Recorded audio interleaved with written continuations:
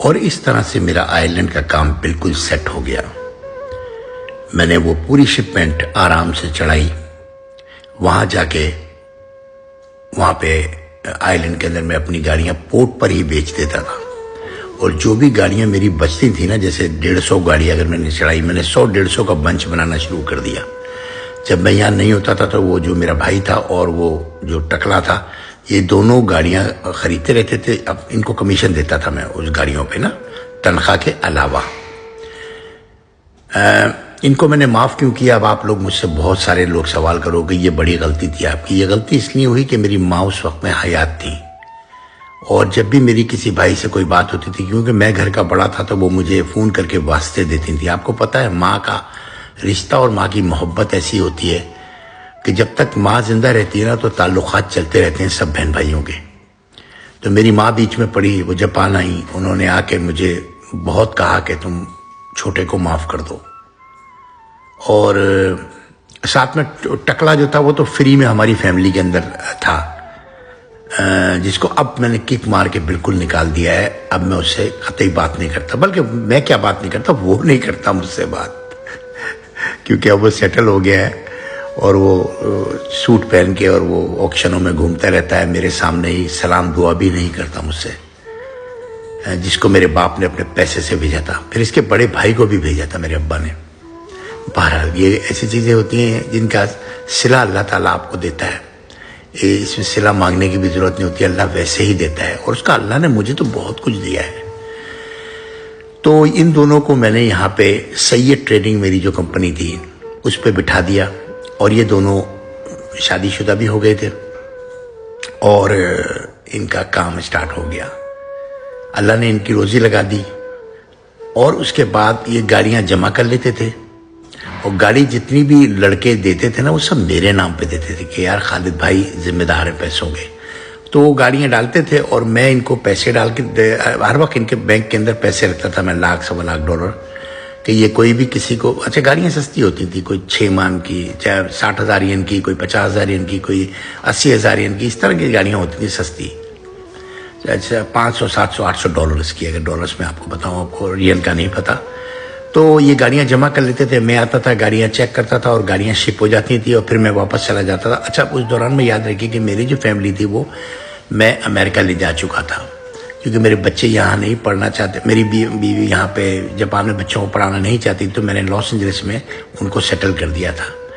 جب میں Los Angeles میں ان کو سیٹل کر رہا تھا تو وہاں میرے کچھ بہت پرانے کچھ دوست تھے جو کوئی اتنے اچھے حالات میں نہیں تھے. تو میں نے ان سے کہا کہ ٹھیک ہے میں یہاں پہ کوئی کاروبار سیٹ کرتا ہوں، تم لوگ یہاں پر اس کاروبار کو چلاؤ، میں ہر مہینے 1.5 میں آتا ہوں تو کر لیا کریں گے. وہ لوگ جو تھے وہ میرے بہت اعتبار کے لوگ تھے. میرے مسجد پاکستان کے بہت مشہور گلوکار، غزلوں کے بادشاہ جنہیں کہا جاتا ہے، وہ ان کے صاحبزادے تھے. اور مجھے بھی کوئی وہ نہیں تھا، آر نہیں تھا، کیونکہ وہ میری گودوں میں پلا ہوا چھوٹا بھائی تھا، وہ سمجھ لیں آپ. تو اس کو میں نے کیا کیا کہ لاس اینجلس ڈاؤن ٹاؤن کے اندر ایک دکان لی پہلے میں نے، اور دکان لینے کے بعد میں نے اس دکان کے اندر ٹی شرٹ اور جینس کی پینٹیں خالی 2 آئٹم ڈال دیے. اور وہاں پر وہ اسپینش لڑکیاں مل جاتی تھیں، $20 پر ڈے کے حساب سے کام کرتی تھیں بیچاری وہ، کیونکہ وہ لاس اینجلس سے میکسیکو بہت قریب ہے.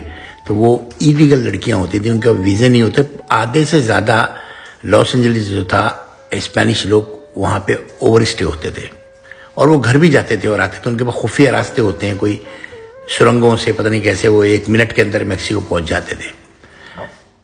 وہ ایک میں آپ کو قصہ بعد میں سناؤں گا کہ میکسیکو سے امریکہ کیسے آتے ہیں لوگ اور امریکہ سے میکسیکو کیسے جاتے ہیں، جو ٹرمپ ابھی روکنے کی کوشش کر رہا ہے. پھر میں ان کو وہاں پر ایک پھر دوسری 2 دکانیں کرا دیں، اور وہ دکانیں چلنے لگ گئیں. اور کبھی کبھی میری بیوی جا کے وہاں پہ بیٹھ جاتی، ورنہ زیادہ تر وہی لوگ چلاتے تھے اور بڑی ایمانداری سے وہ چلاتے رہے. تو ایسی بات نہیں، کچھ ایماندار لوگ بھی مجھے ملے. آج بھی میرا اس کے ساتھ رشتہ ہے، ان لوگوں کے ساتھ رشتہ ہے. ان میں سے ایک انتقال کر گئے، مگر ایک ابھی حیات ہیں اور امریکہ میں رہ رہے ہیں، اور میرا آج تک ان سے رشتہ ہے، میری بات چیت ہوتی رہتی ہے. اب اس کے بعد اس طرف ایسا ہوا جاپان میں، پھر یہ لوگ گاڑیاں خریدتے، میں آتا، میں گاڑیاں چیک کرتا، میں گاڑیاں چڑھا دیتا، اور گاڑیاں پورٹ پہ اترتی जितनी गाड़ी उतरती 70-80% गाड़ी तो उसी दिन बिक जाती, और उसके बाद जो बचती वो मैं उठा के, जो तेज बिकने वाली गाड़ियां वो उठा के शोरूम पर ले जाता, जो हल्की थी मैं उसको पोर्ट पर ही छोड़ देता। तो आस्ता आस्ता जब मैं पोर्ट पे गाड़ियां छोड़ने लगा ना, तो साल भर में वो गाड़ियां 10-10, 20-20, 30-30 गाड़ियां पोर्ट पे रहती रहीं, तो वो 150-200 गाड़ियां हो गई। लेकिन मैंने इसकी तरफ ध्यान नहीं दिया। अच्छा, ना ही उनकी मेंटेनेंस की, ना ही तो कुछ ज़्यादा, जाहिर है पोर्ट के ऊपर गाड़ियां खड़ी तो आपको पता उनकी क्या हालत हो जाती है। मेरे पास भी स्टाफ कम था, मैं था और वो मेरा कज़न नासिर था, हम 2 आदमी थे। फिर हमने 2-3 गोरे रख लिए थे, रिटायर्ड बूढ़े टाइप के लोग थे। एक उसमें बंदा था जिम, गोरा, वो मेरा एक तरह से मैनेजर बन गया था, वो बहुत ही अच्छा काम करता था। दूसरा, पाकिस्तान की कराची की पॉलिटिक्स में बहुत बड़ा नाम था, मैं उन साहब का नाम नहीं लूँगा। वो साहब जो थे, उनका छोटा भाई, अच्छा वो साहब काफ़ी अर्से गवर्नर रहे हैं, मैं ये आपको बस इतना कह सकता हूँ। तो उनका जो छोटा भाई था वो आयरलैंड में रहता था, तो उससे कहीं मेरी मुलाकात हो गई थी किसी पाकिस्तानी के घर के ऊपर, तो वो मेरे साथ चिपक गया। उसका नाम था इशरतुल इबाद, जो पॉलिटिशियन थे, और उनका छोटा भाई था, मैं उसका नाम भूल गया, उसका नाम भी कुछ अब कुछ सही याद नहीं है उसका नाम, वो इसके नाम में भी इबाद आता था। हमारा सगा छोटा भाई था उनका वो, और वो था तो डॉक्टर, लेकिन हुलिये से वो डॉक्टर तो छोड़े, वो सफाई करने वाला भी नहीं लगता था, इस तरह का गंदा पंदा किस्म का लड़का था। लेकिन वो कराची का पाकिस्तानी लड़का था, तो मैंने भी कहा, तो उसने मुझसे जॉब मांगी, तो मैंने कहा तुम तो डॉक्टर कहना, डॉक्टर को यहाँ जॉब नहीं मिलती। अच्छा, फिर पता चला मुझे कि उन्होंने पूरी एक गली ली हुई है, 6-7 घर हैं उनके पास, जो इन साहब जो उनके बड़े भाई पॉलिटिशियन थे, वो पैसा लगाते थे वहाँ, और वहाँ पर वो पैसा सेव करते थे, और अपने भाई को वहाँ बिठाया हुआ था। खैर मेरा इससे कोई लेन देन नहीं था, तो वो सब उसने जो है ना मकान लेके किराए पे उठाए हुए थे, और ख़ुद एक मकान के एक कमरे के अंदर रहता था। बहुत ही लाओबाली, बहुत ही गंदा फंदा, बहुत ही अजीब सा था, लेकिन नोट बड़े महीने के बनाता था वो, लेकिन उसके पास कोई काम नहीं था। तो वो मेरे साथ चिपक गया कि मैं आपके साथ लगाऊं। उसी ने मुझे ये रास्ता बताया था कि आप स्कॉटलैंड जा सकते हैं, यहाँ से नॉर्दर्न आयरलैंड से स्कॉटलैंड से आप हिथरो से आप आ सकते हैं, तो आपको आने जाने का कोई मसला नहीं है।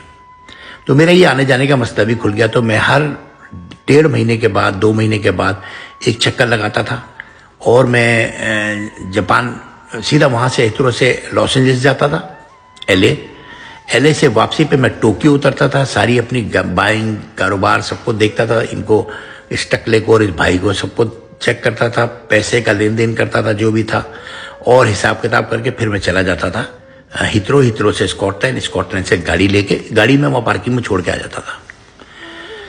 तो इस तरह मेरा ये साल चलते रहे, और मैंने वहाँ पर हर महीने में 100, 150, 200 ऐसे गाड़ियाँ बेची। फिर इसमें कुछ बायर थे जो जापान आना चाहते थे, जापान आके बाइंग करना चाहते थे, वो मैंने बंच बनाया। मैं उनको जापान अपने साथ जब मैं आ रहा होता था तो उनको ले आता था। जब मैं टोक्यो वापस आ रहा होता था तो मैं कहता था टोक्यो आ जाओ, मैं तुम्हें गाड़ियाँ दिला दूंगा। तो वो लोग कैश लेके आते थे, बस ऑक्शन में गए, गाड़ियाँ दिलाई, या फिर जो मेरे पास स्टॉक खड़ा होता था उसी में से वो चूज़ कर लेते थे और वहीं पैसे दे देते। तो उनको कुछ गाड़ियाँ सस्ती पड़ जाती थी, और वो जापान आने के शौकीन भी होते हैं, आयरिश पीपल।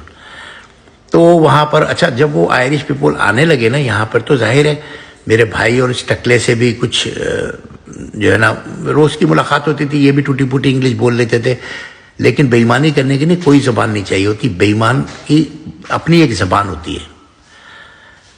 उसके बाद मैं आयरलैंड में था, और एक दिन अचानक मुझे पता चला कि ये टकला आयरलैंड आया हुआ है। मेरे पाँव तले तो ज़मीन निकल गई कि ये यहाँ क्या कर रहा है, और ये अचानक मुझे बाजार में जाते हुए मिल गया आयरलैंड में। मेरे पाँव से ज़मीन निकल गई।